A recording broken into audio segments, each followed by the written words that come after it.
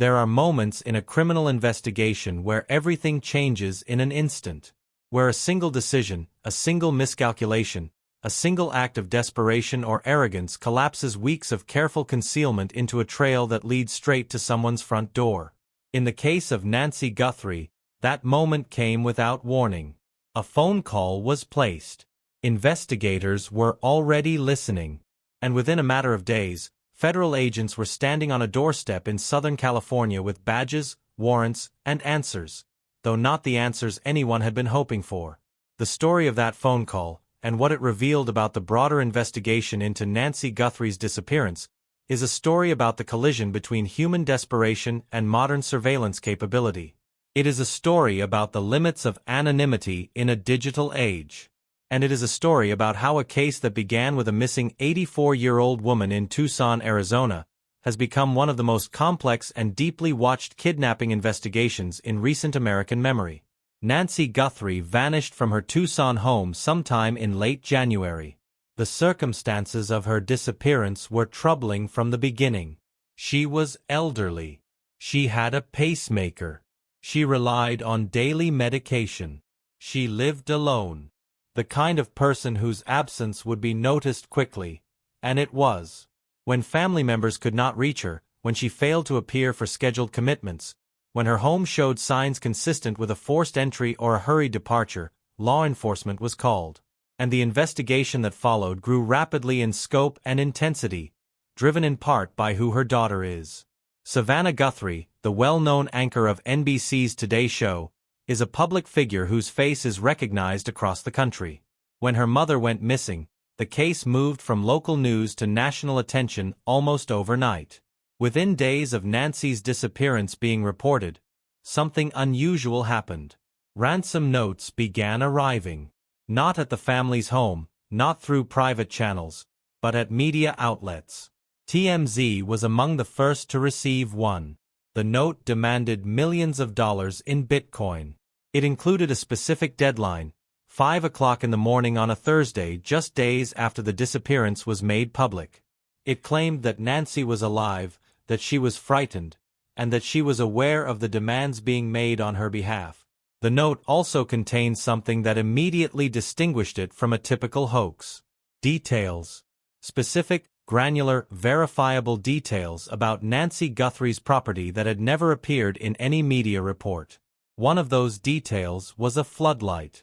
Not just the existence of a floodlight on the property. Any stranger driving past might notice outdoor lighting, but the specific condition of one of those lights. According to investigative reporting, one of the floodlights in Nancy's backyard was broken, dangling from a wire, visibly damaged. That is not the kind of detail visible from a public street. That is not the kind of detail captured in a satellite image or mentioned in a news broadcast. That is the kind of detail known only to someone who had been on that property, inside that backyard, close enough to see the damage for themselves. Law enforcement took note immediately. The second detail was an Apple Watch. Nancy Guthrie wore one, and the watch was synced to her iPhone, which in turn received data from her pacemaker. This created a network of interconnected devices, a digital ecosystem that tracked her movements, her heart rate, her location, her daily rhythms.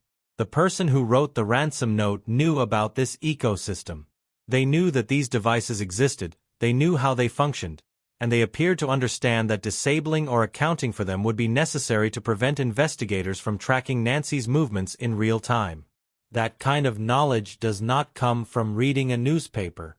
It comes from observation. It comes from familiarity.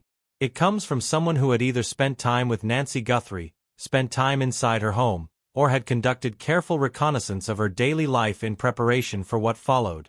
Federal investigators, specifically the FBI's field office assigned to the case, confirmed through carefully worded public statements that the notes referenced both the floodlight and the Apple Watch.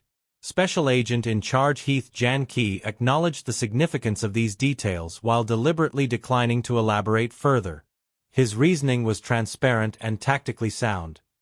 Every piece of information released publicly becomes a resource for the next person who wants to exploit the investigation. Every detail confirmed gives future hoaxers a template to work from. The FBI was determined not to hand anyone that template, because the hoaxers were already arriving. The volume of false tips, fraudulent ransom demands, and opportunistic intrusions into the Guthrie investigation became a serious problem almost immediately.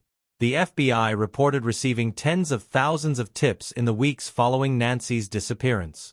Each one had to be logged, reviewed, categorized, and in many cases actively investigated. The vast majority led nowhere. But among the ones that required the most immediate response were the fake ransom communications. The people who, for reasons ranging from financial opportunism to a disturbing desire for attention, decided to insert themselves into a family's worst nightmare.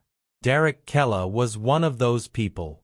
Kella, a man from Torrance, California, was not connected to Nancy Guthrie's disappearance in any way. He had not taken her. He had no information about where she was. He was, by his own admission to federal investigators, someone who had been watching news coverage of the case and had decided to contact the family to see if they would respond. That decision, casual, perhaps even impulsive in his own telling, would cost him enormously. The sequence of events unfolded with remarkable speed. Savannah Guthrie and her siblings released a public video appeal directly to whoever was holding their mother. The appeal was heartfelt and direct.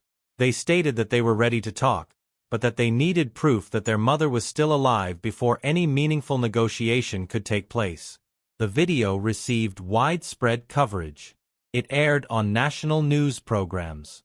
It circulated across social media platforms. Millions of people saw it.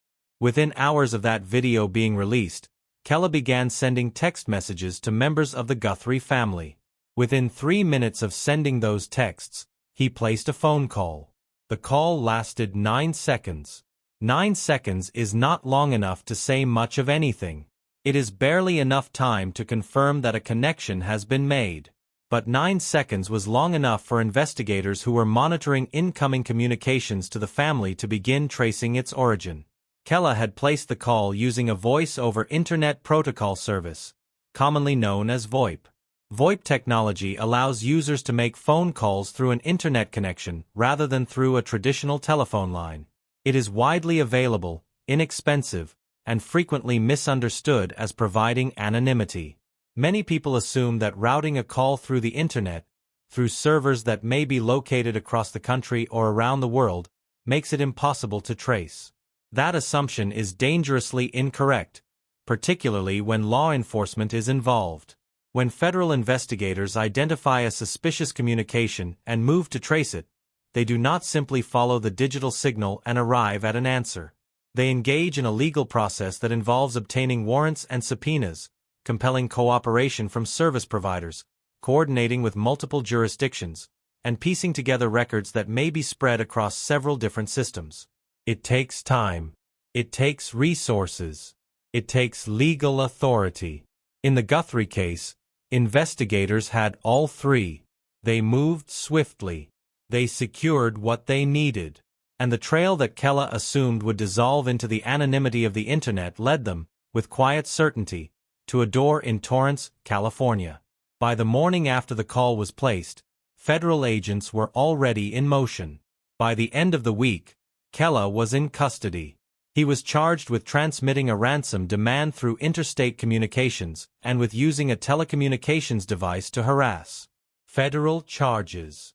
Serious charges. Charges that carry the potential for significant prison time upon conviction. When investigators spoke with Kella, he offered an explanation that was simultaneously mundane and deeply revealing. He said he had wanted to see if the family would respond. That was it. No elaborate scheme. No financial motive he was willing to disclose. Just curiosity, or perhaps a craving for significance, dressed up in the language of someone who had watched a tragedy unfold on television and decided to reach into it with his own hands. The arrest sent a clear message. The FBI is not only searching for the person responsible for Nancy Guthrie's disappearance. It is also running a parallel operation designed to identify, investigate, and prosecute anyone who attempts to exploit the family's pain for personal gain. Every fake ransom demand is pursued. Every fraudulent caller is traced. Every imposter is found. The technology exists to do this, and law enforcement has the will and the legal authority to use it. But the Kela arrest, satisfying as it was from a law enforcement perspective, raised an uncomfortable question that investigators could not escape. If Kela was a fraud, if his call was a hoax and his texts were fabrications, then who sent the notes that contained the details about the floodlight and the Apple Watch? Who knew things that only someone connected to the crime could know? Kela was caught. But the real communicator, the one whose knowledge suggested genuine involvement, remained unidentified. The ransom notes continued to arrive. TMZ reported receiving a second significant demand on February 17, weeks after Nancy's disappearance. This note was described as more sophisticated than the earlier communications. It demanded a different cryptocurrency than the Bitcoin specified in previous notes. It described the consequences of non-payment in graphic and specific terms. And it came from an email address different from the one used previously. For investigators analyzing patterns of communication, these changes were significant.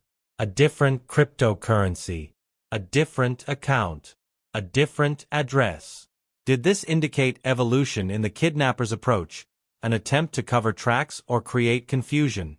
Or did it indicate that a different person entirely had authored this note, someone who had obtained details from the earlier genuine communications and was now using them as a framework for their own fraud? The FBI was not publicly answering that question. But the consultation they initiated with artificial intelligence experts to analyze the notes linguistically suggested that they were taking it very seriously. Authorship analysis, the science of identifying who wrote a document based on writing patterns, vocabulary choices, sentence structure, grammatical tendencies, and other linguistic markers, has long been a tool in forensic investigation. Every writer has a signature, a set of habits and preferences so deeply ingrained that they persist even when the writer attempts to disguise them. Investigators have used these signatures to identify authors of anonymous letters, threatening communications, and fraudulent documents for decades. But artificial intelligence has complicated this science in ways that are difficult to overstate. A language model, when given the right prompts, can generate text in virtually any style. It can mimic a specific person's known writing patterns. It can produce a ransom note that contains no grammatical errors, no unusual vocabulary choices, no idiosyncrasies that might betray the author's identity. It can, in other words, erase the very signatures that forensic linguists depend on. Former law enforcement professionals consulted in connection with cases like this one have explained that what once gave investigators a clear window into a document's authorship, the small mistakes, the personal verbal tics, the structural habits, can now be scrubbed clean by anyone with access to a sophisticated AI writing tool. Which, in the current technological moment, is almost anyone. This creates an investigative landscape of extraordinary difficulty. When a ransom note arrives, investigators can no longer simply analyze the text and draw confident conclusions about whether a particular person wrote it. They must now determine whether the text was written by a human at all, and if so, whether AI was used to polish or disguise the original voice. This adds time, specialized expertise, and uncertainty to every analysis.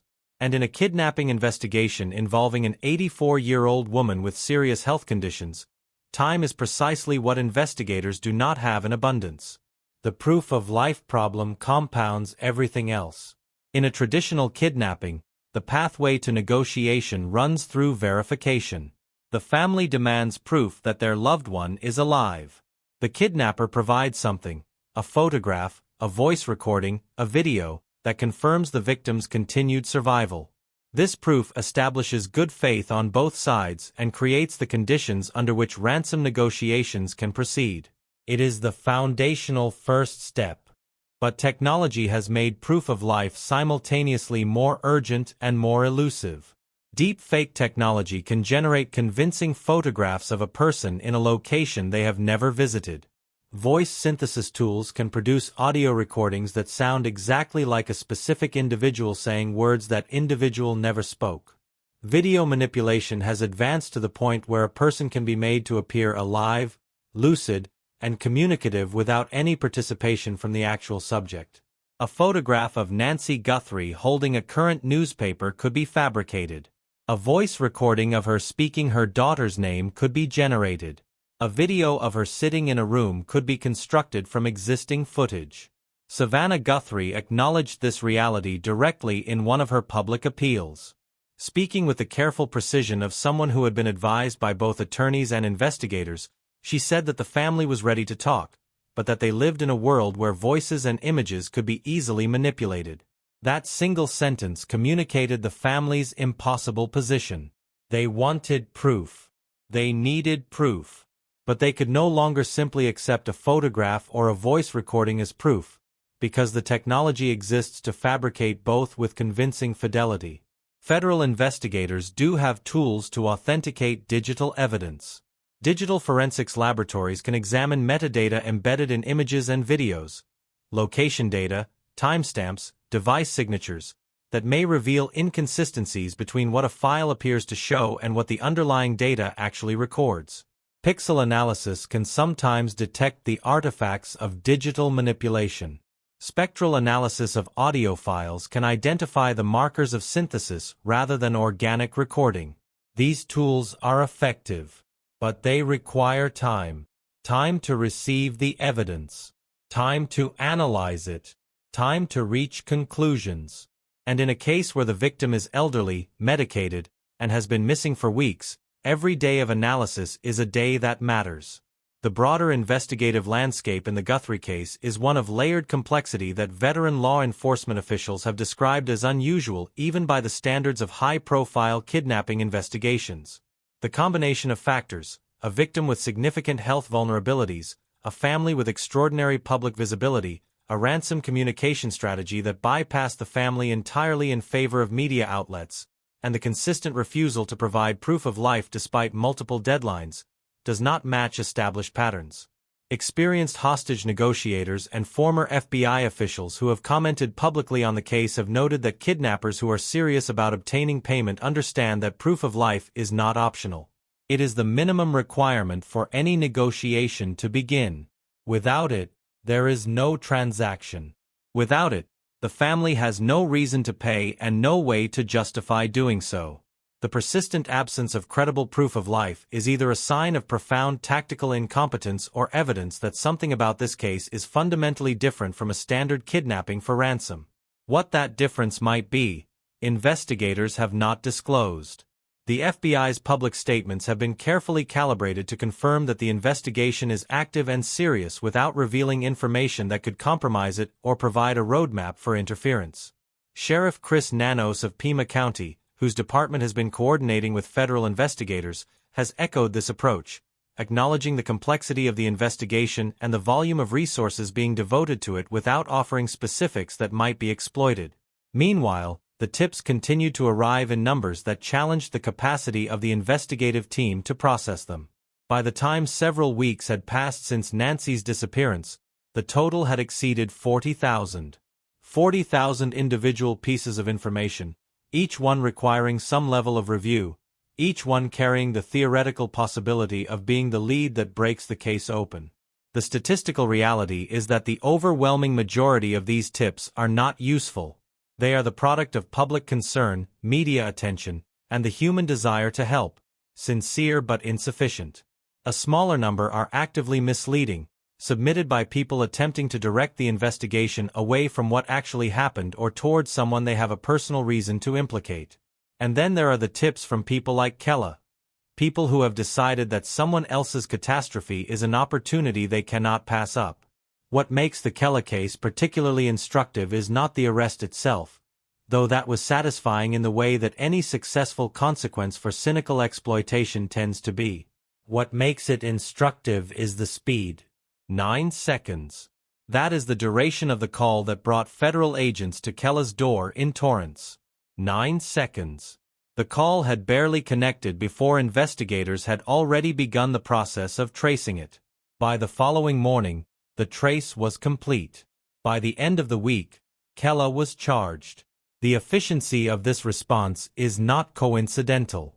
It is the product of a massive investigative infrastructure devoted specifically to this case, an infrastructure designed not only to find Nancy Guthrie but to intercept, trace, and prosecute anyone who attempts to obstruct, exploit, or interfere with that search. The message sent by Kella's rapid arrest is directed not just at opportunists like himself but at the genuine perpetrator, whoever that turns out to be. Every communication carries risk. Every call leaves a record. Every text generates metadata. Every email has an origin that can be pursued through legal channels. The anonymity that digital communication seems to promise is conditional.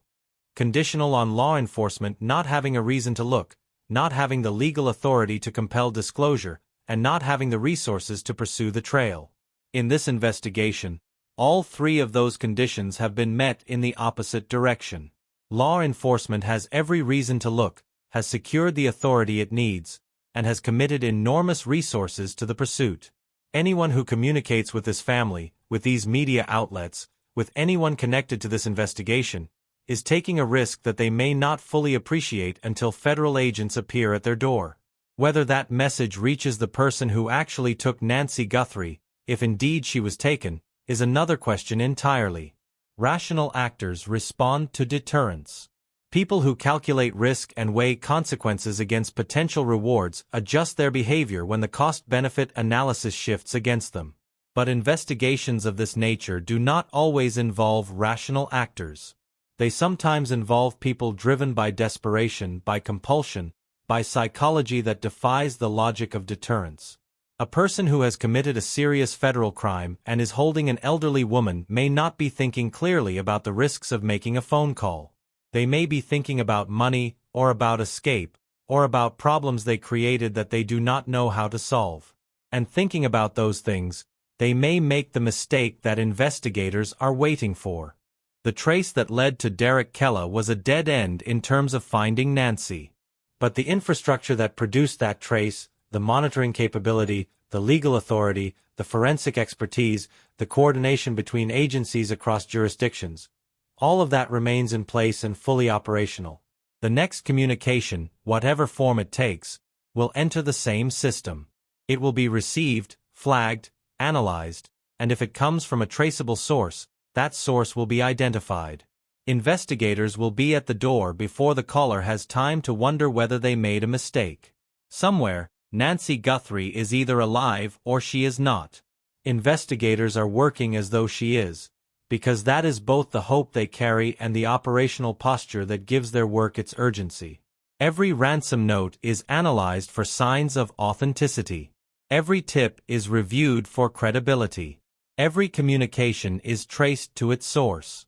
Every lead is followed until it either produces a result or is eliminated from consideration.